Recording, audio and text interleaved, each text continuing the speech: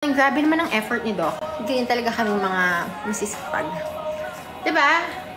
Last 18 stocks, last 22 stocks yung ating bonbon. Mas magandang shade, mas bright yung bet. If you like a brighter shade of red, go for the bet. Girl, commercial tayo. This Then is yung casual. on-the-go blush. Yung on-the-go blush tayo, yung paborito mong blush. Try this. I like yung toasted. Guys, kung gusto niyo ng blush, this is really nice. It's a cream blush. It's long wear. So, hindi siya basta-basta natatanggal. This is my favorite shade. Ganito lang siya. Konti lang ilalagay mo. Tapos, sige, wala na yun.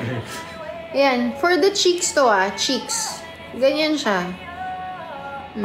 Pwede ba yung pang contour? Ikaw, kung gusto mo ng red yung contour mo. Di ba may isa pang ano? So, this one is also nice. This is flushed. Wash. Wow! Hazel Kids, thank you for the paper crane. Ayan, ito yung dalawang shade natin for the cream blush.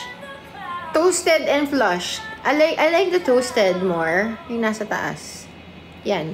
When we apply it on our cheeks, let's try it also. Wait lang. There. Diba? You look toasted. What shade daw yung gamit mo? Flushed.